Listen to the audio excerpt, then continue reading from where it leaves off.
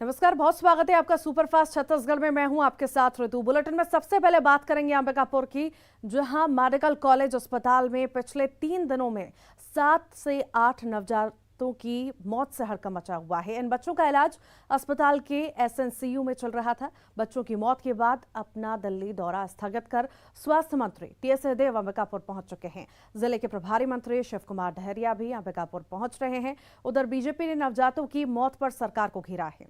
इस मामले पर ताजा हालात जानने के लिए हम आपको अंबिकापुर ले चलेंगे, लेकिन उससे पहले देखिए हमारी रिपोर्ट। अंबिकापुर मेडिकल कॉलेज में 7 मौतें,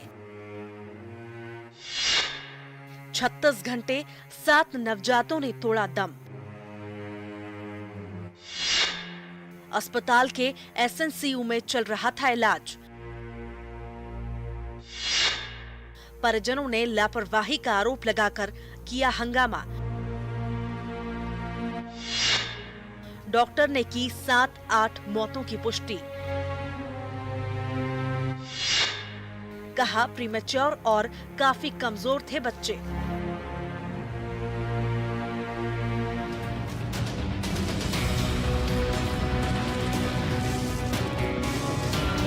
अंबिकापुर मेडिकल कॉलेज में एक के बाद एक नवजात बच्चों की मौत से हड़कंप मचा हुआ है। 36 घंटे में 7 से 8 बच्चों ने दम तोड़ दिया। सभी बच्चों का इलाज एसएनसीयू में चल रहा था। 10,000 तुमको टेंशन नहीं, तुम्हारा बच्चा सही हो जाएगा। 40,000 रुपया मेरे को बिल भी नहीं होता है। कल 40,000 मैं अपना घर से गाड़ी वाड़ी बेचवा के पेट किया हूँ। 40,000 से मेरा बच्चा भी सही नहीं है। बच्चों की मौत के बाद परिजनों ने इलाज में लापरवाही का आरोप लगाकर हंगामा किया। अस्पताल के शिशु रोग विभाग की हेड ऑफ डिपार्टमेंट डॉक्टर सुमन ने 7 से 8 बच्चों की मौत की पुष्टि की है। 16 तारीख को एक्चुअली 5 बच्चों की मौत हुई। जो नवजात शिशु का बोल रहे हैं वो 5 नवजात शिशु का 16 तारीख को मौत हुई, जिसमें से 2 एक्सट्रीमली लो बर्थ वेट थे, यानी 1 किलो से भी कम। एक 700 ग्राम का था, एक 920 ग्राम का था, जो कि बहुत सिक रहते हैं। वैसे बच्चे सर्टिफाई हुए और बाकी के भी जो बच्चे हैं, मतलब 3 बच्चे, वो 2 किलो से कम थे। एक 1.2 kg का, एक 1.6 का और एक 1.5 kg का। उनकी कॉम्प्लिकेशन ये थी कि जन्म से पहले, मतलब पूरा महीना होने से पहले हो गया, प्री मैच्योर डिलीवरी हो गई। तो मतलब पिछले 3 दिन में कितनी डेथ हुई? 3 दिन में अगर बोलेंगे तो आज की डेट छोड़ के हमारे पास लगभग 7 से 8। इधर प्रदेश के स्वास्थ्य मंत्री टीएस सिंहदेव अपने विधानसभा क्षेत्र में मौतों की खबर सुनकर सख्ते में आ गए। उन्होंने अपना दिल्ली का दौरा रद्द कर दिया और आनंद फानन में अंबिकापुर के लिए रवाना हो गए।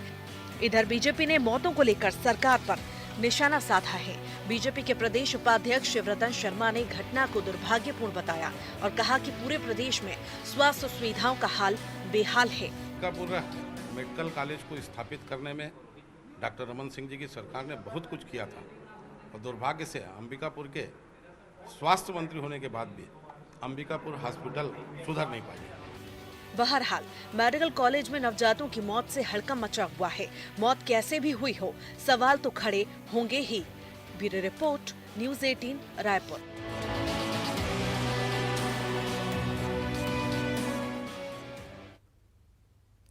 चलिए आगे बढ़ेंगे। ताजा अपडेट्स आपको बता दें, अंबिकापुर से स्वास्थ्य मंत्री टीएस सिंहदेव पहुंच चुके हैं। अंबिकापुर दिल्ली दौरे के कार्यक्रम को स्थगित कर दिया है। अंबिकापुर पहुंच चुके हैं। मेडिकल कॉलेज में बच्चों की मौत का ये पूरा मामला है। दरिमा एयर स्ट्रिप पर उतरने के बाद सीधे मेडिकल कॉलेज अस्पताल पहुंचे हैं टीएस सिंहदेव। अस्पताल में हालातों का जायजा ले रहे हैं स्वास्थ्य मंत्री।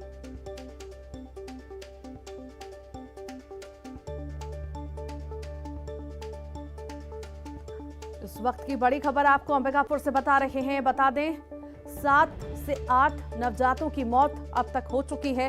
कई सारे सवाल और कई सारी बातें यहां पर निकल करके सामने आई हैं। कई सारे सवाल उठ रहे हैं और परिजन लगातार हंगामा कर रहे हैं और अब स्वास्थ्य मंत्री भी अंबिकापुर पहुंच चुके हैं। और ज्यादा जानकारी के लिए हमारे साथ अंबिकापुर से अमितेश जुड़ गए हैं। अमितेश, ताजा अपडेट सभी क्या मिल पा रहे हैं?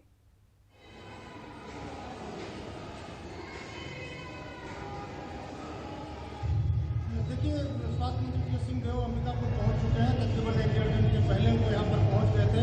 उसके बाद वो सीधे जो एसएनसीयू है, एसएनसीयू में जाकर उन्होंने जो बच्चों के हालात का जायजा लिया। जो बच्चे अभी एडमिट हैं उनके बारे में देखा और जो चिकित्सक यहाँ मौजूद थे, सभी लोगों को मिलने के बाद वो नीचे जो शिशु वार्ड है वहां पर आए, जहां पर 2 बच्चों की मौत हुई है बीते 12 घंटे के अंदर। वहां पर भी उन्होंने जायजा लिया है, जिसके बाद अभी स्वास्थ्य मंत्री जो है वो एक बंद कमरे में जो शिशु रोग का जो बिल्डिंग है, उसी बिल्डिंग में ही एक कक्ष में जो है वो मीटिंग ले रहे हैं अधिकारियों की। और इस मीटिंग के अंदर से जो बातें कही जा रही हैं उसमें टीएस सिंहदेव इस बात का तुलनात्मक अध्ययन कर रहे हैं कि पिछले 1 से 1.5 महीने में कितने बच्चे यहाँ पर एडमिट किए गए हैं, कितने बाहर के सेंटरों में एडमिट किए गए हैं और कितने सीधे मेडिकल कॉलेज अस्पताल में लाए गए हैं। तो इस जो समीक्षा चल रही है, उस समीक्षा के दौरान जो अंदर से बातें आ रही है उसमें ये आ रहा है कि जो प्रदेश की जो 6 मेडिकल कॉलेज हैं उसमें से सबसे अधिक बच्चों की जो दर्ज संख्या है वो अंबिकापुर मेडिकल कॉलेज में देखी जा रही है। और दूसरी बात एक और निकल के आ रही है, जो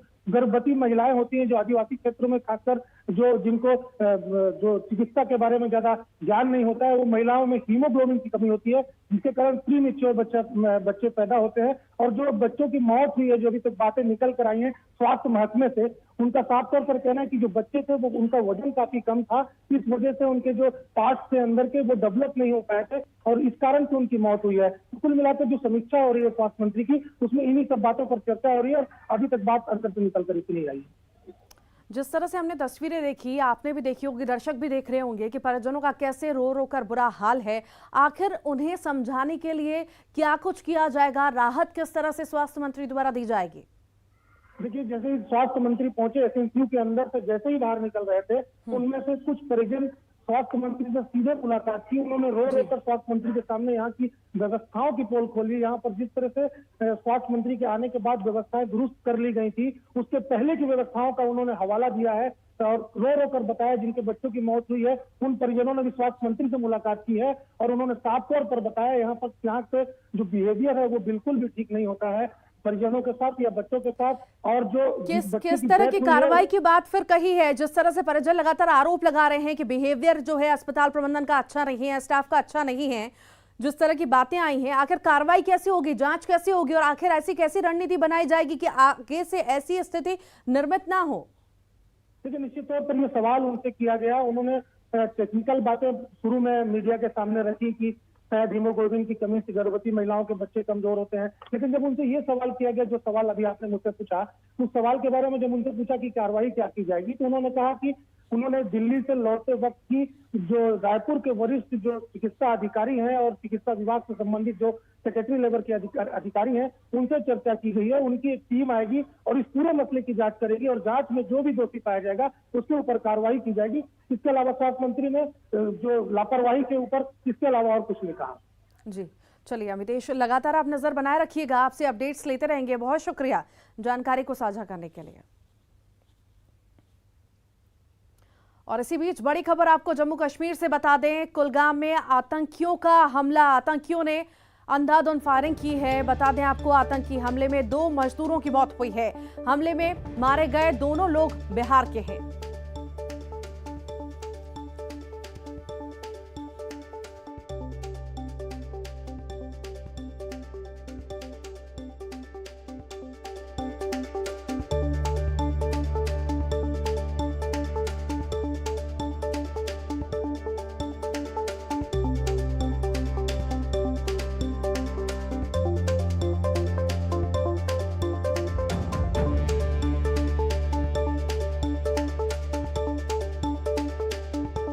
वक्त की बड़ी खबर जम्मू कश्मीर से, कुलगाम में आतंकियों का हमला, आतंकियों ने अंधाधुंध फायरिंग की है। आतंकी हमले में 2 मजदूरों की मौत की खबर सामने आ रही है। हमले में मारे गए हैं 2 लोग और ये दोनों लोग बिहार के रहने वाले बताए जा रहे हैं।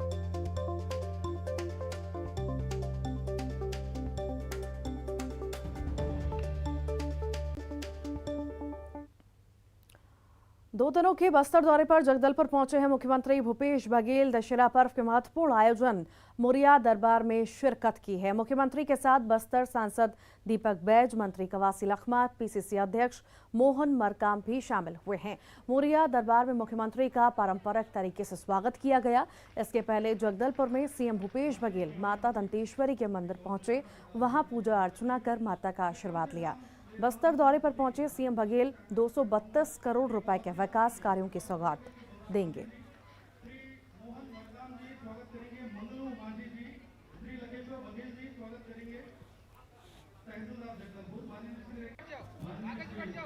बाइक चालकी सब लोग निमंत्रण देने आए थे। मैं यहाँ उपस्थित हुआ, सभी प्रमुख लोगों से भेंट मुलाकात हुई, जनप्रतिनिधियों से भेंट हुई और सभी को बस्तर दशहरा के खूब सारी बधाई, शुभकामनाएं।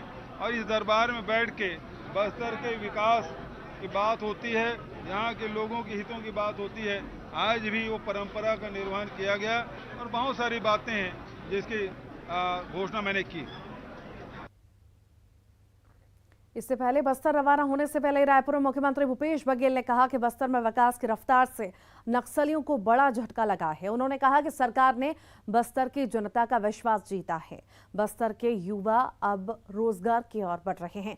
खेती किसानी का बस्तर में रकबा बढ़ रहा है, जिससे अब माओवादियों के भर्ती अभियान में समस्या आ रही है।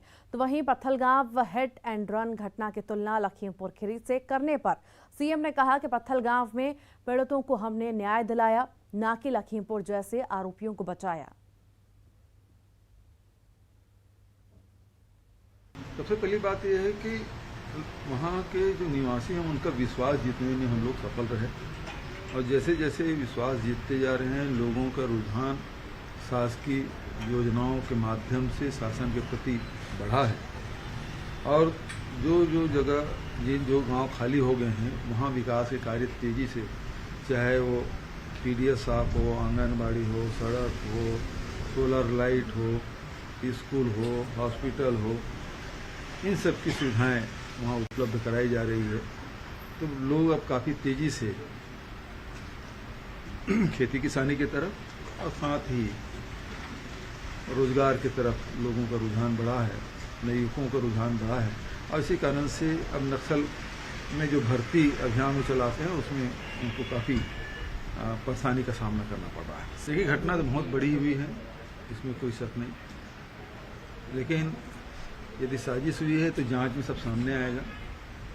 दोनों घटना में आप देखेंगे कि वहाँ आरोपियों को बचाने की कोशिश हो रही थी, यहाँ तत्काल पकड़ लिया गया और जो दोषी अधिकारी उनके खिलाफ कार्रवाई कर दी गई और साथ ही जांच चल रही है। तो जांच में जो तथ्य सामने आएंगे उसके आधार पर कार्रवाई होगी। ये सब सारे गांजा उड़ीसा से आ रहे हैं और दूसरा जो तस्कर है वो मध्य प्रदेश का है। ये तो उनके सहयोगी और उनके पार्टी की सरकार है, उनसे उनको खुद ही जवाब देना चाहिए कि आखिर इसमें कौन लोग संलिप्त हैं, उसका रैकेट में कौन लोग हैं। वो मध्य प्रदेश की सरकार से मांग करें और जांच कराएं। प्रदेश में चाय और कॉफी की खेती को बढ़ावा देने के लिए बघेल सरकार कृषि मंत्री की अध्यक्षता में छत्तीसगढ़ टी कॉफी बोर्ड का गठन करने जा रही है। उद्योग मंत्री बोर्ड के उपाध्यक्ष होंगे। स्थानीय किसानों और प्रसंस्करणकर्ताओं को अधिक से अधिक फायदा हो, इसके लिए राज्य में चाय कॉफी की खेती को बढ़ावा देने के लिए बोर्ड का गठन किया जा रहा है। चाय और कॉफी की खेती करने वाले किसानों को राजीव गांधी किसान न्याय योजना और कृषि विभाग की सुविधाएं दी जाएंगी। बता दें कि छत्तीसगढ़ के उत्तरी भाग विशेषकर जशपुर जिले में चाय और दक्षिणी भाग विशेषकर बस्तर जिले में कॉफी की खेती और प्रसंस्करण की व्यापक संभावना है।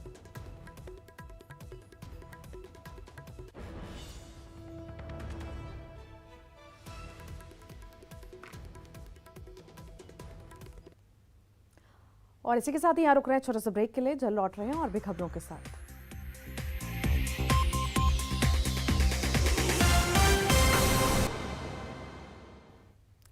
एक बार फिर स्वागत है ब्रेक के बाद। हिट एंड रन हादसे के बाद जशपुर के पत्थलगांव में हालात सामान्य हो रहे हैं। पत्थलगांव में सुबह से सारी दुकानें खुल गईं, तो वहीं पुलिस ने दोनों आरोपियों को जेल भेज दिया है। दोनों आरोपियों के खिलाफ हत्या और एनडीपीएस एक्ट के तहत मामला दर्ज किया गया है। इसी के साथ ही आरोपियों की जानकारी खंगालने के लिए मध्य प्रदेश और छत्तीसगढ़ की पुलिस जुटी हुई है। जशपुर पुलिस की टीम मध्य प्रदेश पहुंची है, तो वहीं एमपी पुलिस की टीम भी पत्थलगांव पहुंचकर आरोपियों के बारे में जानकारी जुटा रही है।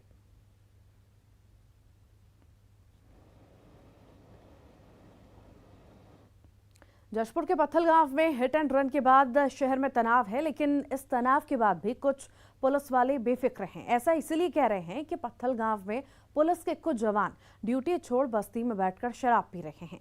पुलिसकर्मी का शराब पीने का वीडियो सोशल मीडिया पर वायरल हो रहा है।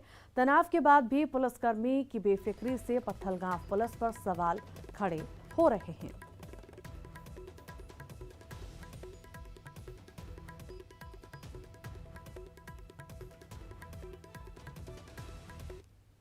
छत्तीसगढ़ के पत्थलगांव में हुई घटना पर सियासत का दौर लगातार जारी है। अब इस मामले पर राज्य सरकार 50 लाख के मुआवजे के ऐलान के बाद विपक्ष लगातार राशि बढ़ाने की मांग कर रहा है और इसी कड़ी में पूर्व मंत्री राजेश मूणत ने पीड़ित को 1 करोड़ मुआवजा देने की मांग कर दी है। तो वहीं कांग्रेस ने भी राजेश मूणत के 1 करोड़ मुआवजे की मांग को लेकर बीजेपी पर निशाना साधते हुए कहा कि आरोपी मध्य प्रदेश के थे और जिस कार से गांजे की तस्करी की जा रही थी वो कार भी मध्य प्रदेश से ही आई थी। इसीलिए इस मामले में 1 करोड़ का मुआवजा शिवराज सरकार को देना चाहिए।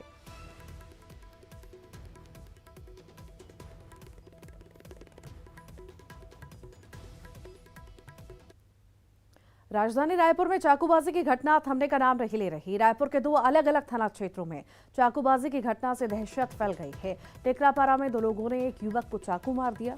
दोनों आरोपी पुलिस की गिरफ्त से बाहर हैं। तो वहीं सरस्वती नगर के कोटा इलाके में भी 2 बदमाशों ने एक युवक के पेट में चाकू मारकर गंभीर रूप से घायल किया। पुलिस ने यहां दोनों आरोपियों को गिरफ्तार कर लिया है।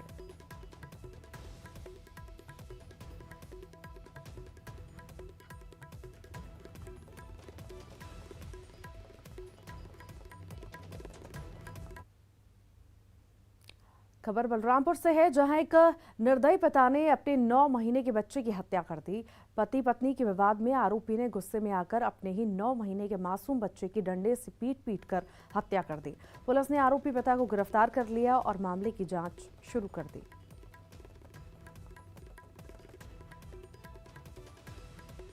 थाना कुसमी में ग्राम अमरपुर में एक 9 महीने के बच्चे संकल नगेसिया की मृत्यु की सूचना पर मुझ एसडीओपी कुसमी और थाना प्रभारी कुसमी प्रकाश राठौर और थाना स्टाफ के साथ ग्राम अमरपुर जाकर मौका वारदात का मुआयना किया। पूछताछ विवेचना कार्यवाही के दौरान पता चला कि मृतक का संकल नगेसिया का पिता रमेश नगसिया दिनांक 15/10/2021 को सामरी में दशहरा उत्सव मनाकर जब अपने घर में पहुंचा था तो उसकी और उसकी पत्नी फूलवंती नगेसिया के बीच में लड़ाई झगड़ा हो गया। बेमेतरा की शिवनाथ नदी में एक बुजुर्ग की लाश मिली है। मृतक बुजुर्ग की पहचान नहीं हो पा रही है। बताया जा रहा है कि शिवनाथ नदी में बने चेटुआ एनिकेट को बुजुर्ग पार करा रहा था। इसी दौरान पैर फिसलने से नदी में जा गिरा। बुजुर्ग के नदी में गिरने की जानकारी मछुआरों ने पुलिस को दी, जिसके बाद पुलिस ने कल सर्च अभियान चलाया, लेकिन बुजुर्ग का पता अभी तक नहीं चल सका। आज सवेरे मछुआरों ने बुजुर्ग की लाश देखी और पुलिस को सूचना दी।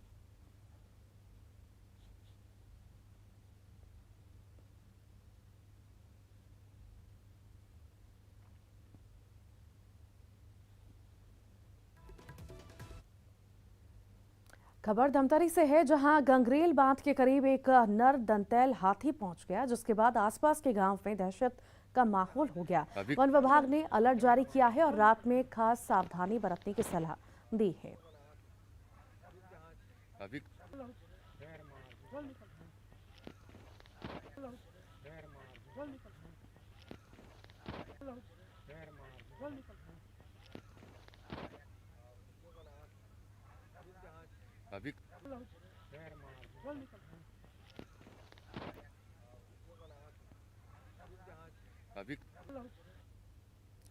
और इसी के साथ ही फिलहाल के लिए बुलेटिन में इतना ही। आइए नजर डालते हैं जाते जाते सुर्खियों पर।